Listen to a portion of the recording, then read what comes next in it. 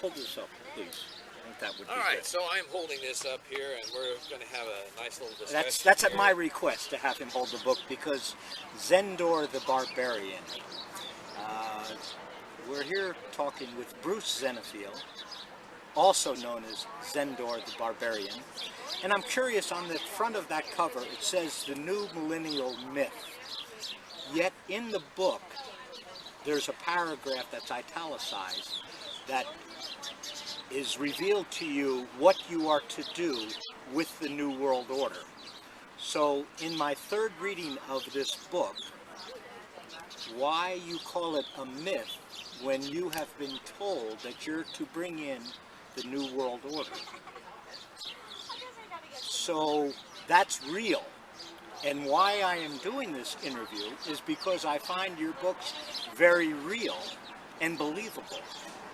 So how could it be a myth if you were told by someone or some entity that you are to bring in this New World Order?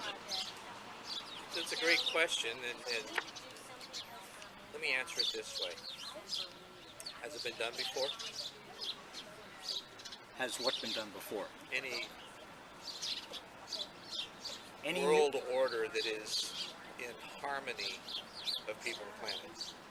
I don't think so. Okay. I don't think so. Even conceiving of that could be called a myth, right? It's like Joseph Campbell's, The Power of Myth. We have a lot of stories that from our history, from various cultures, that have an essence in them of a truth or something that gives us inspiration in life, right? So, even though all this stuff has happened to me, it still is not a reality that one can witness at this point. It's a new millennial myth. It's a possibility that can happen, and evidently is supposed to happen based on what I've been told and what I've experienced. So it's still in that place of possibility, which to me brings about the concept of a myth. It's something that we believe could, it's a story of possibility. Now, whether we can bring that possibility to reality is probably a series of books and experiences, to say the least. To note that, yeah, I had those experiences, and I was told that I'm here to help facilitate a new world order. It will happen in my lifetime. And all of the things that have happened around that. It's fascinating to say the least. So how do you write about that? Yeah, you that's put fine. It to myth. I just tend to read a little bit more than what's there, but when you say Don't myth, we all? and yeah, probably, but because of the experiences that you've had and some entity or person, tell me the circumstances for people that have not read the book. And again, I find the books, there's 2 books, I find them very... Third one coming. Yeah, well, I'm sure. I find them very credible and believable because of the way that you intersperse the personal, your life, your stories. The normal life, yeah. Along with the weird Well, one. it's actually pretty normal. Your life is actually pretty normal as far as your marriage, your divorce, your jobs, your ups, your downs. So, I mean, everybody kind of experiences those. What most people do not experience is... I forget what page it is, but you go into a lot of different terminologies that I'm not familiar with. OBEs, out-of-body experiences, I'm familiar with, and then there's other mentions also of trans. There's several that most of us will not experience, including out-of-body experiences, which you started experience at age 6. So that's why I find your books very believable. Yeah, 6 is when I first heard the voice out of the night or internally that says, "Hey, you." when you hear that? What do you, as a kid, what do? You first try to validate it with anybody around you that should have heard it also, which is what I did, and they didn't hear it. So, is that the onset of some psychoses? Possibly, um, if it's considered that, what's the consistency, and what's the message? What's the result of experiencing that voice? Well, that voice has never led me down the wrong path when I've listened. If I don't listen, it's subtle. It's not something that beats me over the head, but it's always there when I ask questions.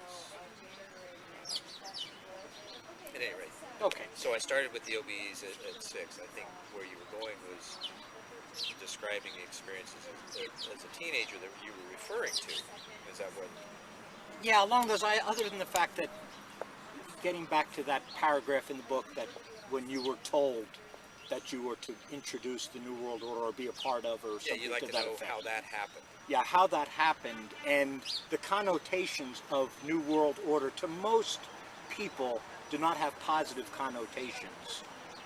And maybe because Hasn't that's been just designed that way. That's the yeah, way exactly. the media spun it. Of course, but that's why I'm curious as to this New World Order. How do you see this? How do you view this coming into being? And what do you see it?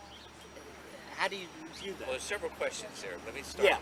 Let me start with the easiest one. That's what I tend to do. And that's how it happened.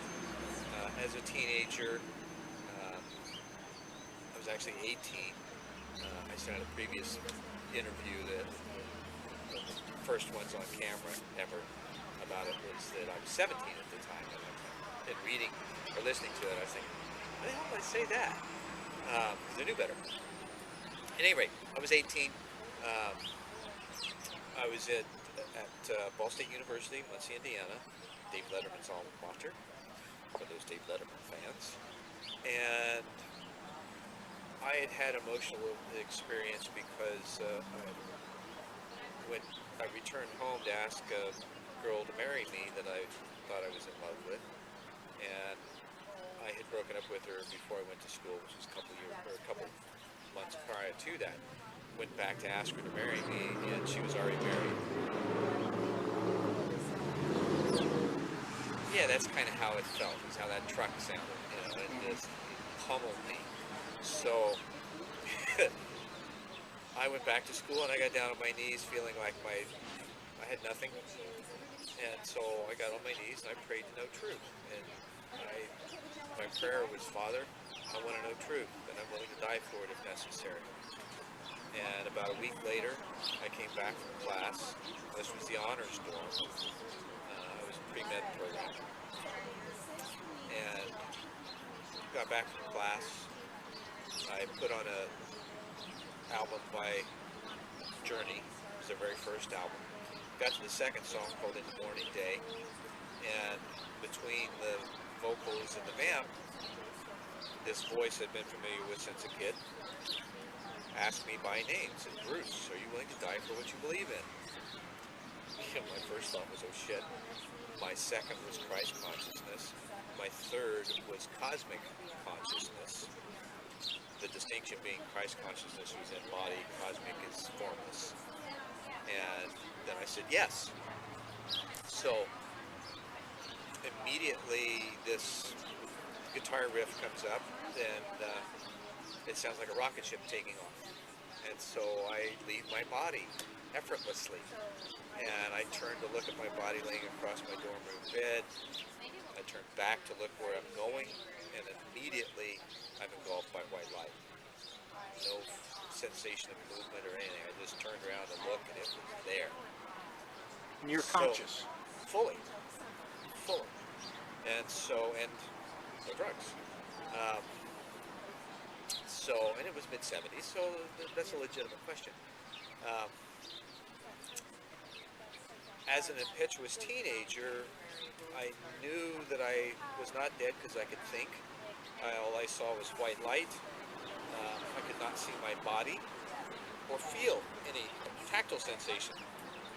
So my question was, wow, is there more? Because this is kind of boring. And immediately I felt a movement. I'm in a different viewpoint or point of view, in that there's an indigo background now with points of light, almost the opposite of where I was at. And the points of light appeared as a sphere around me. At least that's how I perceived it. And then I thought, in a recognition, intuition, something of that nature, that these were points of light, but not just points of light, they were points of consciousness. Whether in body or not, I wasn't sure, because I wasn't, and I knew it.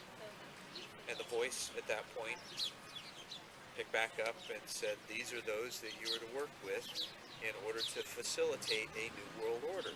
It will happen in your lifetime. Know this to be true. Your path will be full of trials and tribulations. Have faith and trust that everything you need will be there at its appointed time. Trust and allow. And as soon as that last word was spoken, I felt another rush of energy, and I basically got returned to my body with a... and laid there with my eyes closed for a number of minutes, just feeling the awesomeness of that experience and coming to terms with reintegrating with my body, and then wondering what the hell just happened. And so shortly thereafter, over the next few days, I spent a lot of time in the library trying to research what the heck just happened to me. I'd read about out-of-body experiences and things like that. It was totally different from what I read about, because of what happened, not just in the light, but on the other side of it. I've not heard of anyone like that, so I was just intensely Excuse me curious. just one second. Now, you mentioned points of lights in Points this. of light. Points of light. Do you... Yeah, and it's not the Bush points, 1,000 points of light, Right. although maybe it is, and that was But I mean, their way of understanding it. Well, do you think those... I mean, do you see that those points represented something? Each point, did they represent something to you? They were points of consciousness. But Just was like each one differently? You have a point of consciousness Right. in the depths of your being. I have a point of consciousness in the depths of my being. It's that point of light, that fractal of the light that each of us is at our core.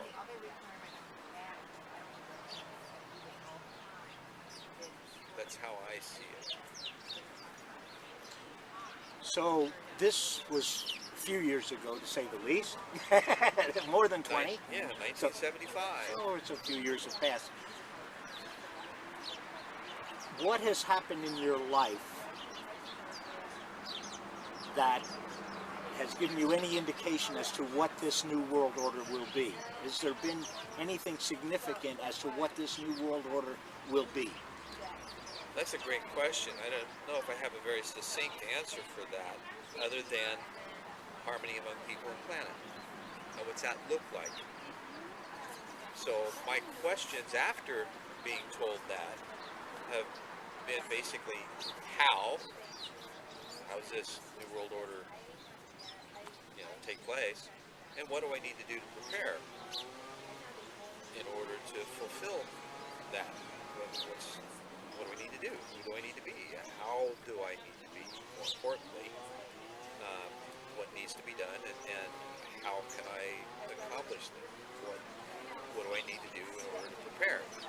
Because this is a huge undertaking, and when you're just first told that, it just blows you away, and so anybody you talk to is going to think that you're freaking nuts, and they did get that.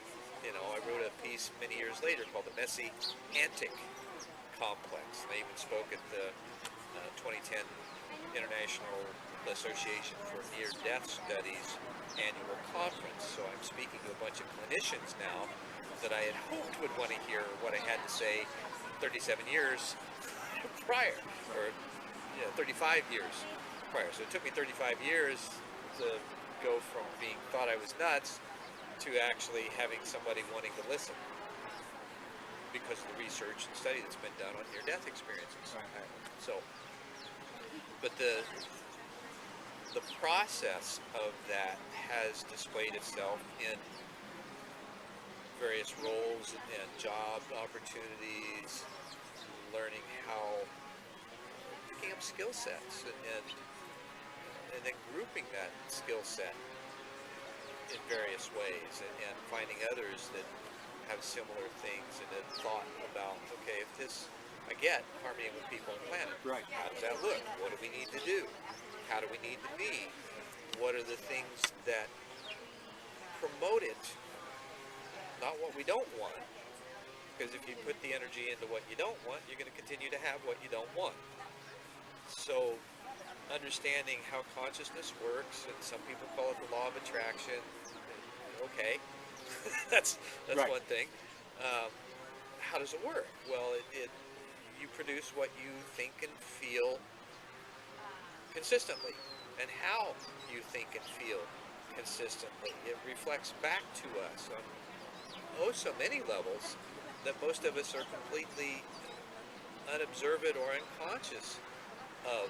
And so when somebody like me comes along and starts asking questions about why you do this, why you do that, you said this, but you did that, and I'm just trying to find the truth of where that person is, myself too, and how we can find this level of commonality so that we might work together somehow or create something together, or at least have a wonderful discussion of how we can bring this understanding more to light. And that's a huge risk for most people, because we don't like being vulnerable. We don't like feeling that somebody might reject us because of how we think. We get that by how we act or how we look. We get all kinds of judgments and things thrown at us, titles, labels, definitions, diagnoses, depending on the framework of that person who's looking at us. We can have all kinds of labels. None of them may be true, or all of them may be true. Just so it's understood to the viewers that I met Bruce about 6 months ago at a meeting that was a positive change or discussion about what can be done in our country, what can be brought about, that was hosted by himself and his wife at his house. And so It was a 99% spring is what yeah, the whole thing was called. It was about taking nonviolent political action in order to right the ills that we see currently. which is, we are both on that same page. We're both on that same page, which is probably the main reason why I am conducting this interview as I've never done so before, because we are about positive change of something. And I, having come from the Occupy movement with the premise of I'm on the positive solution side, you're also on the positive solution side of whatever this is that we're doing. We're not, it's well, about you mentioned positive change. the Occupy movement. I think from a global consciousness, and we're all talking about this transformation of global consciousness and how this plays on a 30,000-foot view. Okay, so how might that show up? How might we see the evidence that enough people are finally getting uncomfortable enough that they want to voice their opinion and say, hey, I'm uncomfortable and something's not right, which is exactly what the Occupy movement did. And it raced around the globe in a matter of weeks. Now, did it have an ultimate goal? I don't think so. From what I read of the initial development of the Occupy movement, it was simply to state that we're tired of the way things have been. We don't want the status quo anymore because it's not working. Now, in order to agree on that, we had this wave that went around the planet in agreement of that. People standing up and say, hey, we're tired of this crap. What do we, but no answers as to what we can do about it.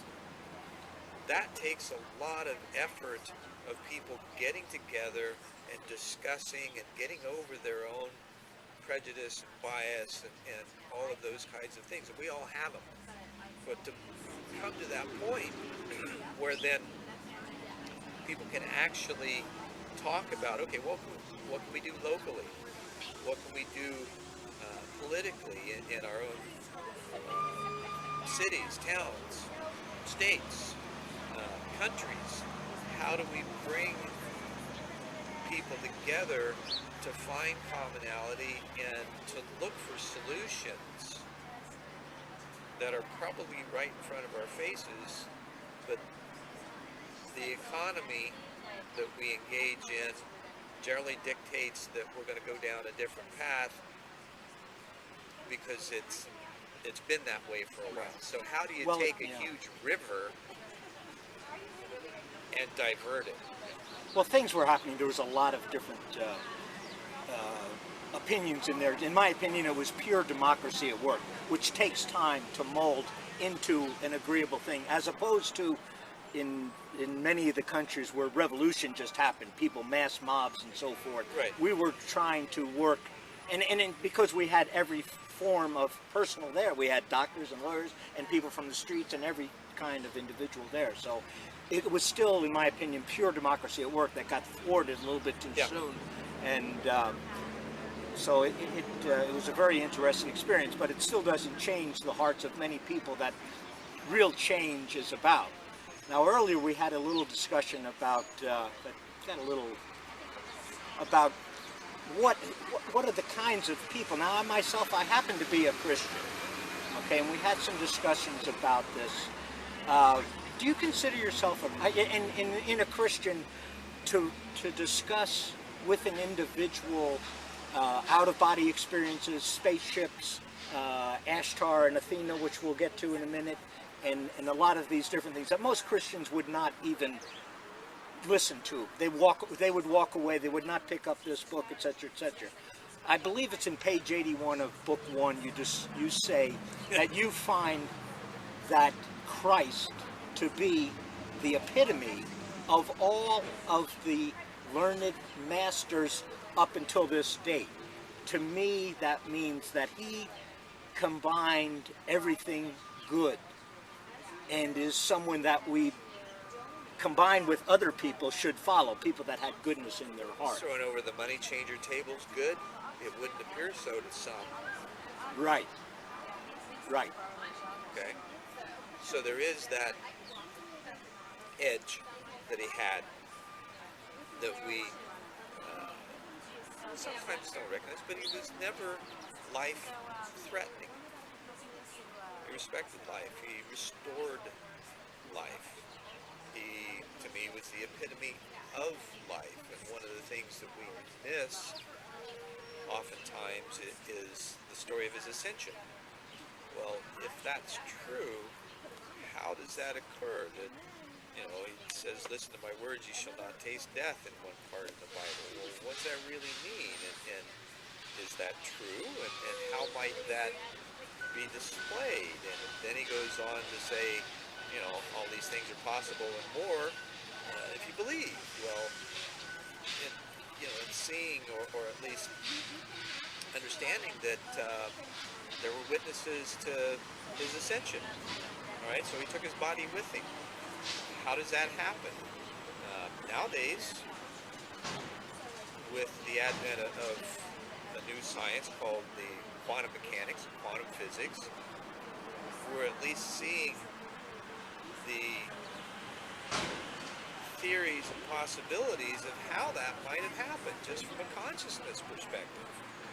That we are much more than we believe or know ourselves to be. There's multiple planes of consciousness, multiple dimensions, theoretically. I happen to have experienced them, so I know that to be true from a direct experience as opposed to theory.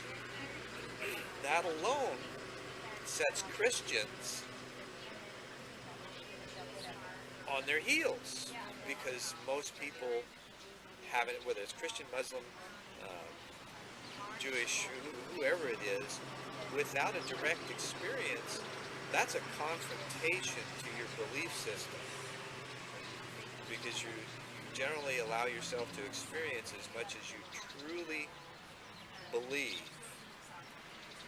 Now, when I was asked if I was willing to die for what I believed in, how many of us are truly asked that question and then make the choice where it actually happens? Or at least by all indications in the research, that's apparently what happened. Okay, I get that that's a real hard pill to swallow, whether it's blue or red. Give me first off, getting back to your statement about when Jesus overturned the table with the money changers in the church, Yeah. that everything that he did, in my opinion, was very consistent. And what he did say in the Bible about money and so forth, and what I have found to be very wrong in our country is the fact that mostly our politicians that are running our country, they're serving two gods. And Jesus clearly said, ye cannot serve God and mammon or money. And that's why he did that. The Bible said usury is not right. Exactly. So, Right. what do we do about Or every that? seventh year there will be forgiven debts, but it doesn't say anything. Yes, it does. You're exactly right. But anyway, going into these 12 levels of consciousness, could you elaborate some of the more, for someone that's only, I guess, Okay. What level of consciousness do you consider a Christian or a person of faith to be? I don't make those distinctions because that's an But, individual. but there's 12 different. What I understand Right. from my experience is that we begin at the void, emptiness, nothingness. As we begin to rise to the next level, we find that there's a layer of light, which is where sound or music enters the picture, and the light and sound create form. And our body being the third dimension. Now, from this dimension, there are, at least theoretically, according to quantum physics or Hawkins theory, there's 10 or 11. In my experience with the multi-plane awareness technique that William Swigart developed back in the 50s, and it seems to be consistent throughout the experiencers of this technique, is that there are the 4th, 5th, 6th, 7th, 8th, 9th, 10th, 11th, and a return to the light at the 12th. So if you look at it as a rainbow, each one of those planes has a body. It may be and is a different vibratory rate. So a red rate is different than an orange rate, which is different than a yellow rate, which is different than, Yeah, so on and you so obviously forth. have a very deep knowledge of this, and Well, I you asked me appreciate a question, so No, I'm I understand. explaining No, how this is. Right. So let me finish that up quickly by saying each one of those dimensions has a body, has a set of senses, and has a design or a knowing or a function. And as we begin to understand that we are cosmic consciousness condensed into these forms we call bodies, then we're able to access a greater part of our being and understand, kind of like the book of Revelation says, is that God dwells in man. Well, what's that mean? That's one way of looking at it, that there's this infinite intelligence that we have access to that is filtered down through these vibratory ranges into this nexus of forms, which is the physical plane. I understand all that. My question that I wanted was some of your specific movements in these other dimensions, experiences that are real to you, that would be well, they may or may not be of interest to other people, but they are to me. Okay. So, just give me You're the some. most important person right now. Yeah, because I'm the only one here. Yeah. But some of the specific instances that occurred in your life that some of us will say, "Wow." What were some of those? What let me ask you this: what was the most bizarre experience that went through your mind, I or don't know. that went through your There's a essence? most bizarre, but there's one that comes to mind that I've been able to find rather humorous because I woke up laughing. This was in 1991. I don't remember what month. Um, I woke up out of a sound sleep laughing. I was on a steel gurney in a room with three of these almond-eyed, very thin creatures plastered up against the wall, and I'm naked, except the t-shirt. I sleep naked, so having the t-shirt on was kind of bizarre. But there are these electrodes. Too much information. Go ahead. I'm sorry. Well, you asked. No, I know. And, you know, in order to understand things, I like to understand. paint the picture of the story and of the situation so that you Right. Yeah. No, I'm just teasing. storytelling, whatever. So I wake up laughing, and there's electrodes stuck in my sphincter. And I'm laughing because it's embarrassing, and I'm pulling these things out. Well, come on, guys, what do you think you're doing? And I get to the last one, and it feels like I pull a pubic hair. And it stings. And the instant I feel the sting, I open my eyes up, and I'm in bed. So, having that instantaneous shift. I know what lucid dreaming is. I've spent a lot of time in those places. I've done a lot of work on dreaming, meditation, transcendental, chanting, all of those kinds of things to figure out what the experience is and what it is for me. So I understand distinctions. This went from a completely conscious experience in one place to a conscious experience in a completely different place within an instant. We call that non-linear. So it's out of what we understand as time. I realized as soon as I opened my eyes up where I had been, what was going on, and it was an experience I had longed to have in some way. Not that I longed to have, you know, those anal probes, but what I longed for was to have that conscious experience because I knew I'd been having them and not being able to remember them since a kid. Because I'd been shown snippets of things that let me know that, yeah, something's happening. So here is this, you know, it's happening. I'm conscious, I'm there, and then I'm not. So my desire was to try to go back. So I closed my eyes with this intent of going back somehow, not knowing how. And so as I'm meandering in this darkness, I come upon this figure that is humanoid looking, dressed in a dark cloak, you know, but it was somewhat luminous because I could see the outline in this darkness. And this humanoid being says to me, next time, just relax. We're just trying to be able to communicate with you more easily. And I understood what he meant. And the reason I did was because the prior week, my girlfriend and I had been in the library studying anatomy. She was studying to be a massage therapist, and she was in an anatomy class.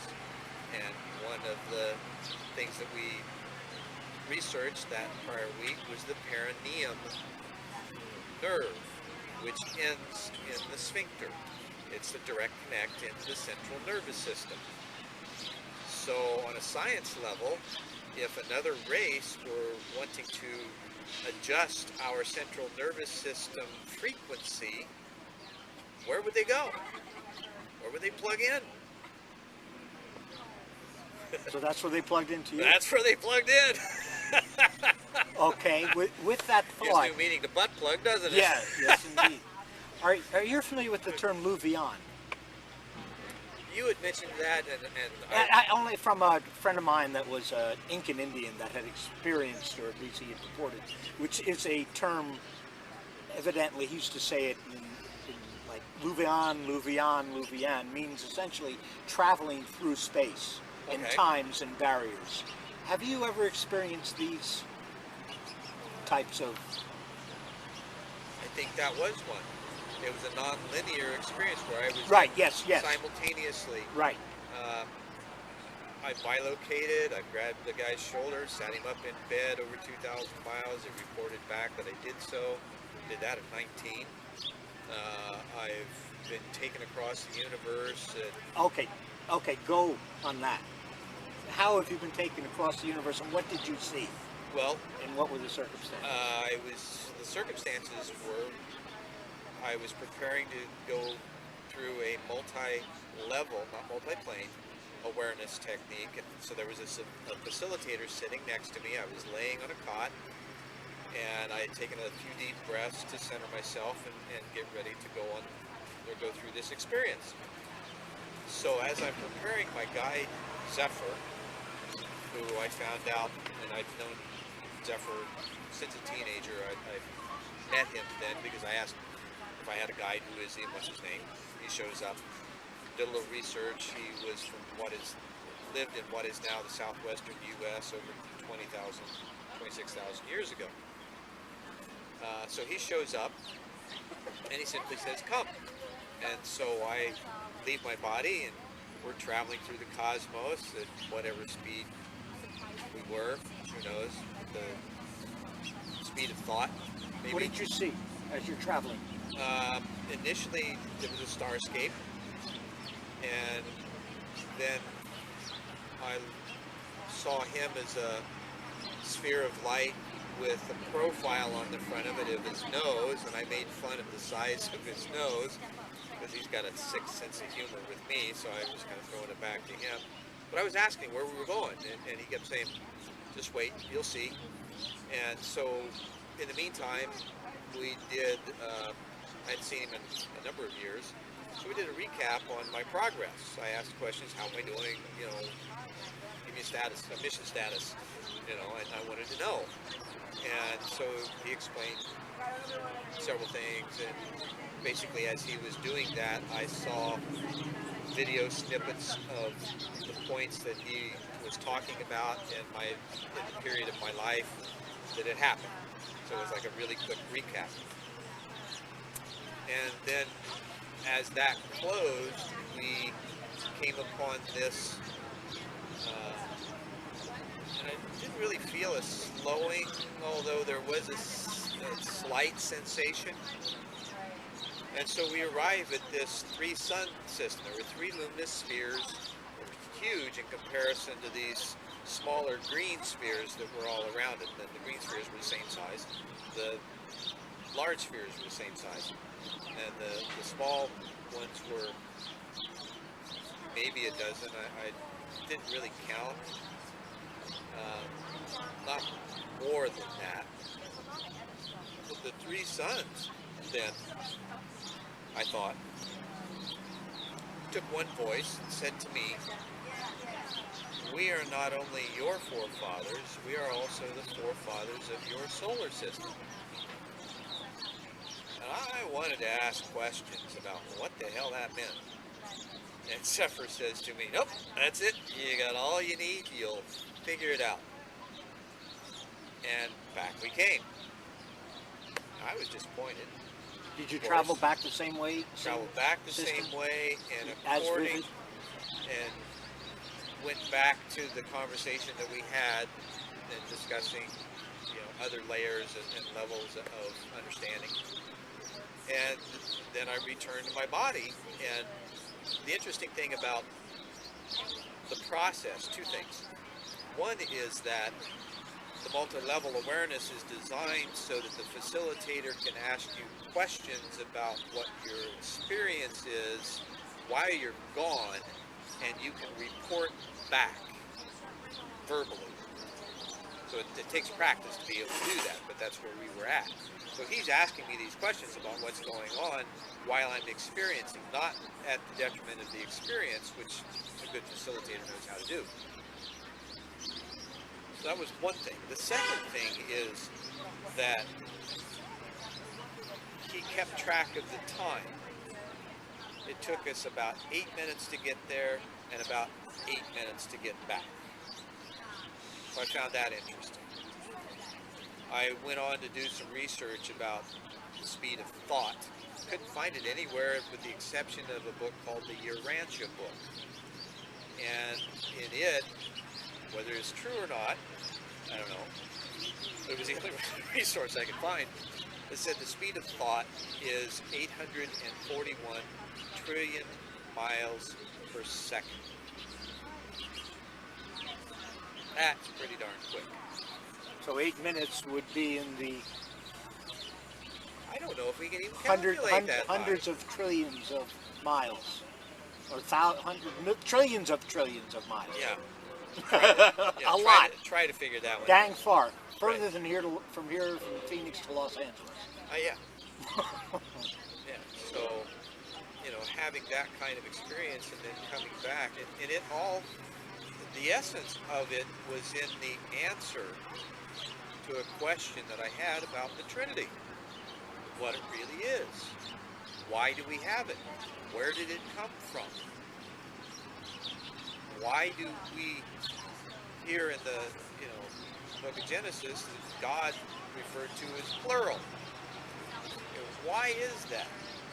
And really, what is the Trinity? Because there's something beyond what we know that I sensed was there, but I didn't know how to frame it. So this gave me that answer. Now, where I went with that was in 1989. So where I went with that over the next couple of decades is to the understanding of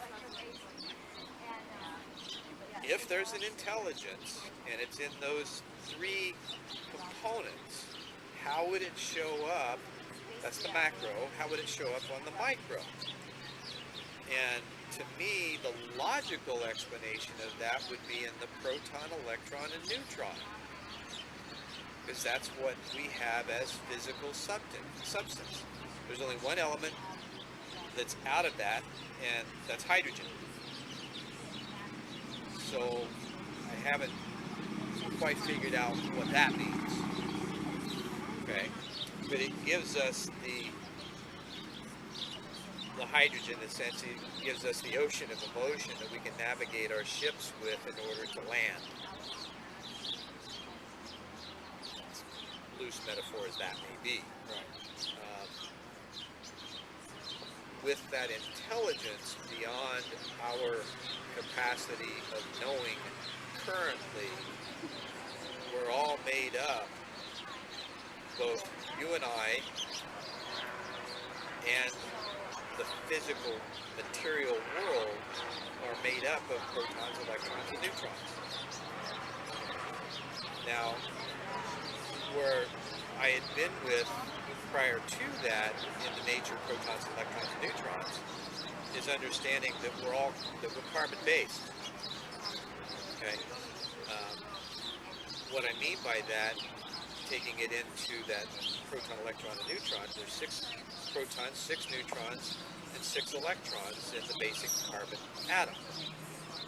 So we were told in a book that there is a number of knowledge and wisdom to be understood and interpreted by he who hath understanding. That number being 603 score and 6. So that's 666. It is the number of man.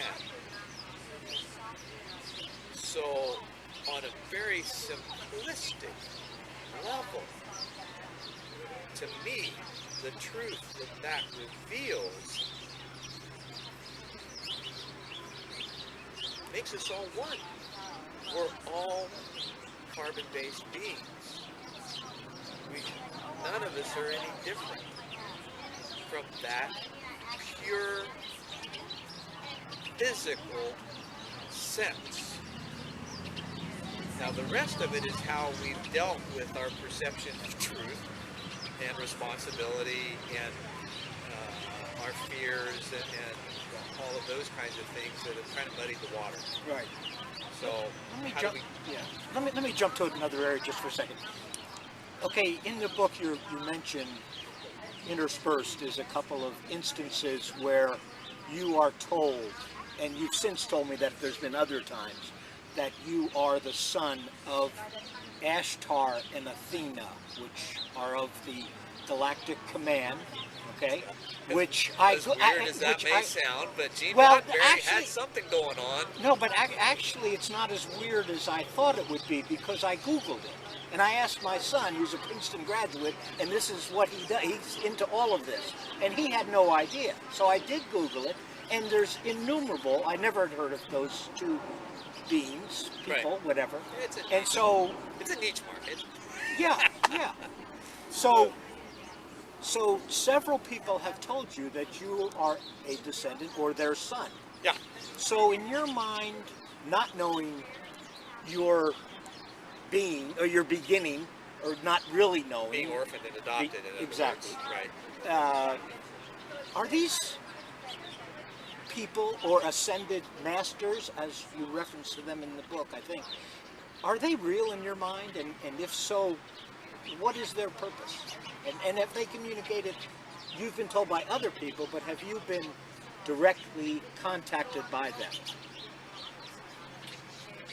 Many questions in that. Yeah, I know. I tend to do that. Yes, I've been directly contacted, and I began having experiences of going into an orange cigar-shaped cloud in Indiana when I was 8 years old. I was able to watch myself do that. Excuse me for a minute, but did those names come up at that time? Ashtar and Athena? Names have really never been necessary. Okay. Right. Because it's all vibration. However, there have been times when the same information has been reflected by others that I received in internal conversations with those that have given me the imagery and the resonance of parental figures that I, and I suppose it, for someone that knows who their blood lineage is, that knows who their physical, biological parents are, there's never a question of what it really feels like, because it's always there. You never really question it. Exactly. Okay. So going beyond that and looking for that sense, that feeling of resonance that one would have with said parental lineage, that's where they've shown up. And I've had numerous experiences where I've seen internally and then had reflected externally from others as evidence. So then there's also a period where, or a situation where I asked, I'm sorry, let me back up. I was asked. I was jostling in the background. I may have distracted I was asked if I was willing, or if I was still looking for my parents, and this was by a channeler who didn't know me. I was there investigating him. And so he flips it, and I have my 9-year-old daughter with me, and he walks around the room, talks with other people for a few moments, and then comes over, stands in front of me, looks at me directly in my eyes and says, "You're still looking for your parents, aren't you?" And I gulped, and I said, "Yeah, I've kind of given up the terrestrial search for the celestial because I'm more concerned with that side." And he says, "Yeah, that's great, but you'd still like to know who they are, wouldn't you?" And I said, "Yes." And he said, "Well, would you like to know their names?" And I said, "Yes." And then he says, "Okay, they are," and all I heard was "at" and "at." So I admitted that, yes, I'd like to know, but something in my consciousness blocked the words as they came out of his mouth. And I had to turn to my daughter and ask her what he said. So she's 9 years old. She's not doesn't know any difference, and so I turned to her and I said, Crystal, what'd he say? And she said, Ashtar and Athena. Well, you know how you have those domino effect feelings where it's just points of your experience or what you've known today all of a sudden culminate in this moment, and it almost feels like a pulse that goes through your entire being. That's what happened in that moment. And that seems to be what I would reference and others might reference as a moment of truth, where you just feel it in the depths of your being and you can't understand why, it's just there and you can't deny it. Like I'm trying to deny this fly that's flying around my face. Hello, would you mind? There. Go you play listen. someplace Yeah. else, thank you. You'll find me. It's like anything, you just need to acknowledge it. All we want is acknowledgement Yeah. and recognition. We all want a little attention. Two things that we love, that we want, that we're destined for, is to love and be loved. Agreed. And when we can meet those needs in each other and demonstrate that on a